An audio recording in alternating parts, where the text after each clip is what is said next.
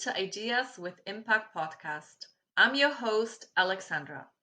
Today we have the pleasure of introducing Drew Menning, a renowned fitness trainer who has made a significant impact in the health and wellness community. Drew is New York Times best-selling author of a book called Fit to Fat to Fit, creator of the Fit to Fat TV show on A&E, and the creator of Fit to Fat to Fit. He has been on shows such as Dr. Oz, GMA, The View, and so many more. He is on a mission to bring more empathy to the fitness industry through his new brand called Conscious Fitness.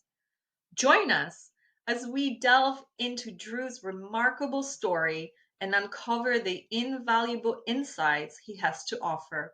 Let's get started. Hey, Drew, how are you? Good, good. How are you, Alexandra? I'm wonderful. Thank you so much. I'm so happy to have you on and hear all about your journey. I myself been a huge fan of yours for the past 8 years or so. So I've been following your journey for quite some time. So I would love to for you to share with my audience about your journey of how you got into the business and the most remarkable thing that you've done. You went on a journey of gaining weight not once but twice. Can Yeah. you share that with us? Why you Yeah. did it? What was the reason for behind it? And yeah. Yeah. So a little bit of backstory about me. I grew up in a family of 11 brothers and sisters, and we all played sports. So ever since I was a young kid, I played American football and wrestling, which that kind of lifestyle requires a lot of physical activity. So my entire life, I was always in shape. I was always fit. Always took care of my body because I had to perform at these sports. And so naturally, as a consequence of that, I was, a pretty fit guy my whole life. It's all I'd ever known. And fast forward to 2009, I became certified as a personal trainer. So here I was, someone who had never been overweight a day in their life, became a personal trainer trying to help people, who had been overweight pretty much every day of their life, trying to help them lose weight. And there was an obvious disconnect between the way I perceived transformation and the reality of these clients going through the process. And I couldn't understand why it was so hard for them. I was like, for me, in my mind, it's so easy. You just put down the junk food, you go to the gym, you be disciplined, and you just do it, right? That was the mentality I had my whole life. And so I was kind of more of a judgmental, personal trainer. I will totally admit that and own that. And then I had a client who was my brother-in-law at the time who told me, he's like, Drew, you don't understand what it's like for me or for people like me, because for you, it's always been easy. But for me or for us, it's really hard and you don't understand. And I was like, you're right. I don't understand why it's so hard. It seems so simple. And then that got me thinking of like, okay, how can I gain a better understanding? And for whatever reason, I don't know why, but like this thought popped into my head, like, what if you got fat on purpose? And like this light bulb went off, like, oh my gosh, I think I'm actually going to do this crazy experiment. Like, what if I got fat on purpose and documented the journey, and maybe that would give me a better understanding? And so back in 2011, I came up with this idea of going from fit to fat to fit. And the idea was for 6 months, no exercise, eat a unrestricted diet, so whatever I wanted to eat for 6 months, and then try and lose the weight in the next 6 months. And the journey of doing that was so humbling and so hard. And I documented the journey. The story went viral on social media, online, just organically landed me on a bunch of popular US TV shows, book deals, all the things from this crazy experience of this personal trainer that decided to get fat on purpose and document the journey. But it was one of the hardest, most humbling things. And I learned so many valuable lessons. And fast forward to today, that's kind of what most people know me as, is the fit to fat to fit guy. And we can dive into all the specifics of like what I learned and how I did it and what I ate and all the stuff. But that's kind of like a summary of my fit to fat to fit journey, if you will. Yeah. So yeah, let's dive into a little bit of the food. Like, because you were pretty healthy yourself, right? And then you had to switch to eat basically the said diet. Yes. How was that for you? It was fun at first. It's fun. It was really fun at first. Like all the first couple weeks were like a kid in a candy store. Like, oh my gosh, I can eat all this food. I can eat whenever I want to, whatever I want to. It felt like freedom in a sense to be able to like, eat all this delicious, highly processed junk food that we have here in America that is super cheap, super affordable, um, and very convenient and designed to be hyper palatable, which means these foods are designed to be as addictive as possible. And this is why they taste so amazing. They make you feel good. They give you the Right. dopamine release. And You we have crave access to more, right? food You want more of multiple it. times per day. Mhm. Yeah. Yeah. We have access to this type of food. And so this is the type of food that I focused on was this highly processed junk food that we have here in America that is, like I said, super cheap and affordable. It's cheaper than real food. It's marketed to us sometimes as health food, right? Because maybe it might be like, oh, it has vitamins and minerals in it, or it's like low fat, or it's all natural, or like these marketing terms that Right. people think, oh, well, this isn't that bad. And then that's the food that 80% of our population eats. And I understand now why it's so addictive. I understand why people gravitate towards that food versus chicken and broccoli or salad because, yeah, it does taste way better and it's cheaper. And so I tell people all the time, if you want to get in shape, it's an uphill battle. Our society has it backwards where people have to pay more, do Yes, harder things, get more uncomfortable to actually change or achieve the change that they're seeking. It's an absolutely. uphill battle for people. And that's why people are like, oh, that's too hard. Or they And give I up understand. so quickly, right? Yeah. Yeah, they Yeah. try and then they're like, "That's it, I can't do it," and it's hard. Yeah, I totally understand.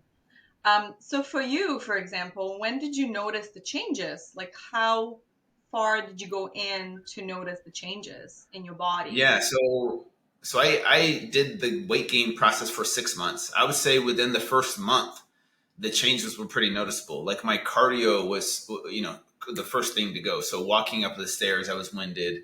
I remember having to bend over and like tie my shoes and like having to hold my breath because of all the visceral fat that was accumulating around my organs, which made it harder to breathe as you bent over. And, my sleep started to be affected and started snoring at night, which I don't snore, but my wife at the time was like, yeah, you're snoring. And so it disrupted my sleep patterns, which disrupted my hormones. And I feel like that it's a cascade of effects that happen when Yeah. live this unhealthy lifestyle. So pretty quickly within the first month, it was pretty noticeable. I gained, I think, 24 pounds the first month, which is quite a bit. And, but I gained 76 total over the course of 6 months. And it was a really, really hard journey because my identity was wrapped around my body image. So my body image was my self image at that point in time in my life. I didn't know how to separate the two. So in my mind, I was always Drew, the fit guy.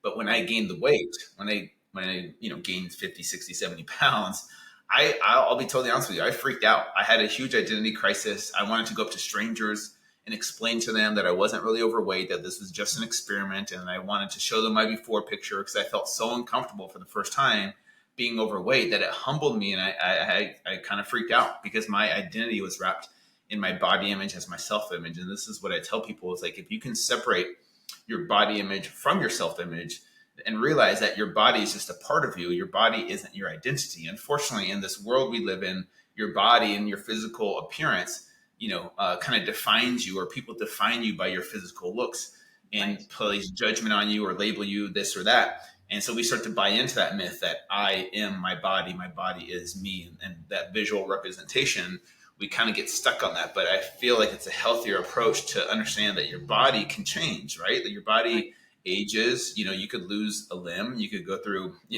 plastic surgery, you could change your body, you could lose weight, you could gain weight, gain muscle. There's lots of things you could do to manipulate and change your body image or your physical appearance. So not learning how to not tie your body image to your self image, I think, is super valuable as you get older and wiser to realize that you have more to offer this world than just your physical appearance and your body composition. If you could detach from that, I think it's an easier path to be on versus always being tied to like, what do I look like? How is my appearance? And understanding that just your body image does not need to be your identity. Yeah, but it's so hard for people because, as you said earlier, we are in the society of the perfect body, the perfect this, and I Yes. think it's just so hard for people. But people like you come in and doing something like this, it's totally unheard of. I think you're the first person who's ever done this. Well, here's the thing. I want to like yes and no. Yes, in that I'm a personal trainer who did this on purpose to gain better understanding. But celebrities do this for movie roles. They get paid a lot of money to Yeah. sometimes put on weight. Moms, I want to, moms are the real heroes here. They do this Yes, all the I time. know. And they get a baby out of it. I got a food baby out of it. But I anyways, love it. to do it on purpose, to put yourself through that intentionally. Yeah, I mean, there are people on my TV show that did it. So we created a TV show around this concept called Fit to Fat to Fit, and we put other trainers through it because it humbles them and it teaches them empathy and respect for their clients. And so there are other people who have done it, but Mhm. yeah, not too many people do it intentionally. So, what was the biggest lesson again that you've learned from it that you helping other people? Two major things. One is that transformation is way more mental and emotional than people think. So that's the first thing, is that a lot of people go into a physical, weight loss journey thinking macros, calories, workouts, supplements, and if I do these things, then I'll get this body, and then once I have this body, then I'll be happy, then people will love me, then I'll love myself. And that's kind of the traditional approach of like, I just gotta, willpower my way to eat this food, hit these macros, do these workouts, and I understand that. But we are emotional creatures as humans, and people don't factor in the human element of transformation of things like emotional eating and the emotional connection to food. That was the other lesson, was the emotional connection to food is way more powerful than I ever imagined, because I used to think just have willpower and just be disciplined and just don't eat junk food. It's the same kind of approach or mentality that you would say to to drug addicts, like, hey, just stop doing drugs. Why do you Yeah. keep doing drugs? I don't understand why you don't just stop. And that's a lack of empathy. And it hurts people who feel judged or misunderstood. As drug addicts, it's, if they could give up the addiction, they would. But this is why addiction is so much deeper than just someone's ability to willpower their way out of the situation or just say no.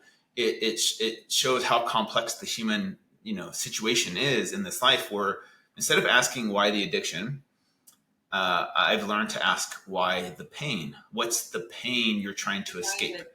And if you're trying to escape the pain, most people find relief through drugs or alcohol or food, temporarily at least. Those are probably the three most accessible ways to escape that are, classified as unhealthy, if you will. Because if you're constantly escaping from the pains of life through these type of substances, you create a vicious cycle, and your brain starts to become programmed over time, over days, months, years, and decades of doing the same thing. Oh, when I'm sad, I'm triggered and I eat the food. Or when I'm lonely or I get into a fight with my spouse or my kids are driving me crazy, I reach for the I'll go get alcohol, that right? ice Or cream. whatever it Yeah. is. Mhm. Yeah, and so people have been doing that. They programmed their brain for years or decades because it feels good. When you get the dopamine release, it's the pleasure molecule. It gives you the sense of like, oh, like that feels good. So whether it's drugs or alcohol or food, and food is the most accessible drug because you don't have to go out of your way to find it. You could DoorDash it. You could pick it up at a grocery store, a gas Yeah. station, a restaurant. Right. You have access to it any time of the day, and it's not illegal. It's totally legal, and you could escape the pains of life multiple times a day, every single day, and it does taste good and make you feel good temporarily. So those were the biggest lessons: was the mental and emotional side of transformation is way undervalued, and most people don't have the tools to overcome those hurdles. And then the emotional connection to food is way more powerful than people think it is, and it is like in any other addiction, and it's not easy to overcome because it's everywhere. It's in our faces, and it's part of our culture. Like, oh, it's Friday night, let's drink. Or hey, it's the Super Bowl, let's eat this food. Or hey, it's like it's you're sad, you lost your job, let's eat some ice cream to drown our sorrows. So Yeah. anyways, does that make sense? Yeah. Yeah. No, that's right. Right. Super Bowl. Just passed yesterday, so I got it. I was really good myself. I just stick with the wings and carrot There sticks. you So it's pretty healthy. So, how did your relationship with food um, transform in the 6 months of, like, did you got addicted? Did you had a hard time, for example, when you after the 6 months when you were trying to clean and eat clean and get back into the shape that you were? go. Yeah. Was it difficult? Yeah, this was one of the learning lessons that I experienced. So I ate a lot of highly processed junk food that we have here in America that, I'll be honest with you, tastes delicious for 6 months straight, right? About 5,000-ish calories per day of, like sugary cereals, sugary sodas, juices, granola bars, chips, cookies, crackers, white pasta, white bread, things like SpaghettiOs and Hot Pockets and Top Ramen and mac and cheese and all that food for 6 months straight. And I went from that for 6 months straight to eating real whole food. And this is what happened: is the first 2 weeks getting off of the processed junk food to go into whole food surprised me, because I thought my body would respond really well to eating the healthy food. My body felt like crap. My body felt like junk for about 2 weeks straight. It was miserable. Even though I was eating healthy food, my body had gotten so accustomed to the high that it had, received from this food, of this processed junk food, for 6 months straight, and then going to eating like chicken and broccoli and kale and spinach and all that stuff. The food didn't taste as good. I felt hungry and all the time. I had a headache. I had headaches, constant headaches. I was moody and I was grumpy because my body's like, "Where's this drug that you've been giving us?" And now all of a sudden you're giving us this, chicken and broccoli, which is good, but doesn't give you the same dopamine hit that, ice cream would, right? And so it really opened up my eyes, and a light bulb went off of like, oh, this is what my clients have been telling me when I give them a meal plan and expect them to be perfect with it. Like, hey, here, just follow this. Don't eat the junk food. Mhm. Thinking it's so easy, right? And then when I went through it, I realized how much my own body was fighting back against me. My own biology was like, hey, this sucks. We don't like this. We want this easy path that you've created for us. So it really helped me develop empathy for those that struggle with food addictions and emotional eating, self sabotage behaviors, because I could better understand why people get stuck there. And I think empathy is a huge driving force for change, because there's a good quote I love by Teddy Roosevelt. He says, "No one cares how much you know until they know how much you care." And that right there is what Fit to Fet to Fit is all about. It's about understanding the importance of seeing people and making them feel seen and heard and understood before they are even willing to follow you. Because you could have all the knowledge in the world as a personal trainer, a coach, a doctor, a leader of some type that has knowledge, but people don't really care about that until they feel like you care about them on a deeper level. And that's really what helped me develop that. Like I said, empathy is a game changer because it helps people feel safe in your presence. It makes people feel understood. And that's something that's powerful medicine, in my opinion. And so it really opened up my eyes to the importance of truly caring for people and believing their stories of why they are the way they are. And that really changed me as a personal trainer, having gone through this experience, to where now I'm a better listener. I can better understand where people are coming from.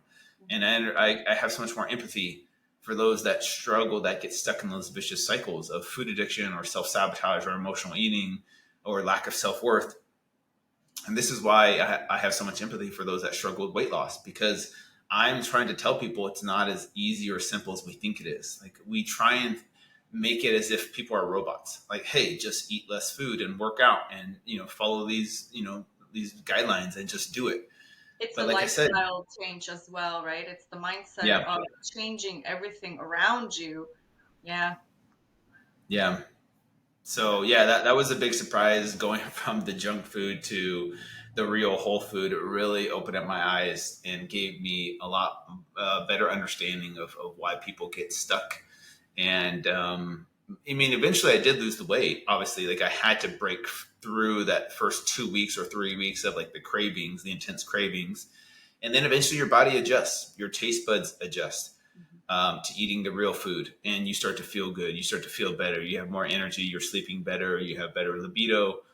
You have more focus, better digestion, better skin. All the benefits of eating the healthy food start to kick in. Then you do start to feel better. Then you start to pick up some momentum, and it becomes a part of your lifestyle, like you mentioned. And to make a long story short, I did get back to fit, but there was a lot of struggles in there and a lot more empathy that was developed during that experience.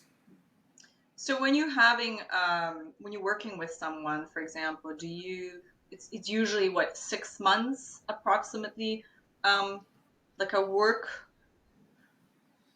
Well, it depends on who I'm working with, but like for me, it took me 6 months to lose the weight.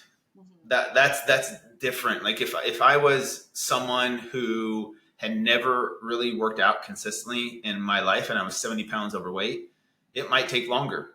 My journey of losing the weight is different than someone who's been overweight for years or decades. Just because our different metabolism, different homeostasis, different set point, like muscle memory, discipline, knowledge. My journey was totally different than someone that was 75 pounds overweight. So, Right. but for me, it took me 6 months. So any tips for individuals who may be starting, for example, later on in their life with their fitness journey, or they want to lose some weight? Like, what's your advice for them? Yeah, honestly, this is where my brand has kind of evolved from fit to fat to fit into something I call conscious fitness. And this is a new age approach to helping people with transformation, because the old adage of the way we've been doing it is kind of broken. It's a broken system. And this is where doing the inner work or working in is just as important, if not more important, than working out. So I could give someone the best meal plans, the best macros, the best supplements, the best workouts to transform their body. None of that matters if that person doesn't understand themselves on a deeper level to figure out what their triggers are, why they self-sabotage, or just really figure out why you are the way you are, why you do what you do. And this is why I highly recommend a couple books when I'm working with clients. One of them is called What Happened to You by Oprah and Dr. Bruce Perry. Really good book about, instead of asking what's wrong with you or what's wrong with me, you ask what happened to you or what happened to me, and it helps you peel back the layers of like figuring out, okay, for example, why can't I stay consistent with a healthy, lifestyle? Why do I struggle with eating healthy food consistently? And really digging deep around, maybe it's therapy, maybe it's a life coach, maybe it's journaling, maybe it's meditation, maybe it's religion, maybe it's self-reflection techniques that can help you understand, okay, why am I triggered? Why do I, instead of eat the chicken and broccoli, why am I feeling the need to eat the ice cream? And really figuring that out. It's like, oh, when I'm stressed out or overwhelmed with kids, or maybe there's some patterns that have been there since childhood that haven't really been addressed, of like, maybe, I wasn't loved, or maybe I was neglected, or maybe I've never really had self-worth. I've never had someone tell me that they love me or they're proud of me or that I'm worth fighting for. Yeah. And so we grew up with this, unconsciously, believing on the subconscious level of like, I'm a failure, I'm not good enough. And so you do it for a couple weeks, and then you go back to those old thought patterns, and you self-sabotage one night, and then after that you start to shame yourself and beat yourself up for doing that, and like, what's wrong with me, why can't I do this? And then the cycle just continues of like, of really making your value or your worth around the results that you achieve or Yeah. you don't achieve. And so this is why my whole approach with conscious fitness is teaching people how to operate out of a place of self-love instead of self-hate. And I believe self-love can be just as motivating as self-hate to get you to do the hard and uncomfortable things that are necessary to bring the change that you're seeking. So this is, talking about self-love versus self-hate for a second, and why I recommend this as advice for people that are just getting started, is because you probably tried the self-hate approach. Beat myself up, shame myself, willpower my way out of this, just discipline myself to do the hard things. But most people have never tried self-love on for size. They've never really tried that approach. And for me, who came from a self-hate mentality the first 34, 35 years of my life, to learning how to develop self-love and seeing the difference it's made in my life and how I teach people now the power of their lovability and their worthiness to achieve the things. Once they believe it, then the script is flipped, where now they start to see They're the process. reprogramming their minds, right? Yeah, they start to see the Yeah. process of like eating healthy, diet, exercise, not as a chore or punishment, but as something, an act of self-love. Like, I'm doing these things for me because I'm worth it.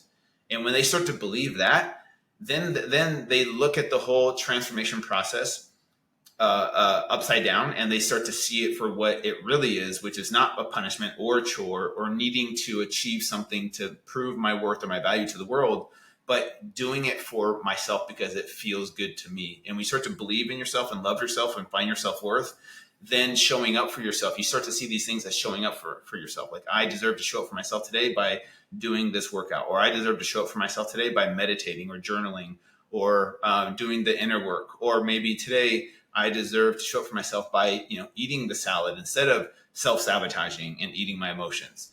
There's little things like that I teach people how to do so that this approach of conscious fitness really takes over, and it makes the process so much more enjoyable, and it's way more fulfilling.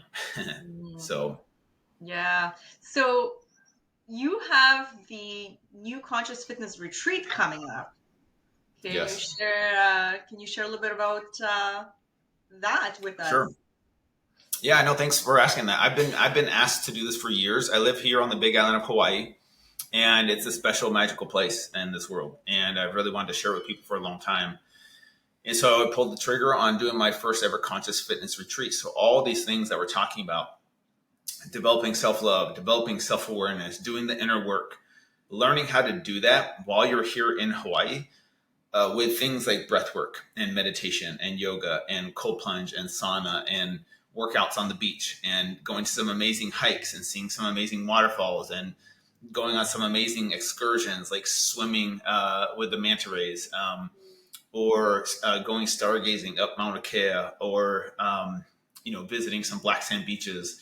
There's all kinds of like amazing activities, but also lessons that will be learned on the conscious fitness side of things, which like I said, it's a new approach to health and fitness, and this is a way to have a firsthand experience while you're here in Hawaii with me as your coach, as your guide.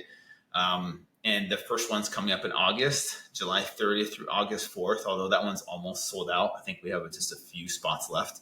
And then I'm doing another one in October 14th through 19th. That's another one that we're doing. And the same concept, though, just in a different time for people that, so there's spots available for that one as well.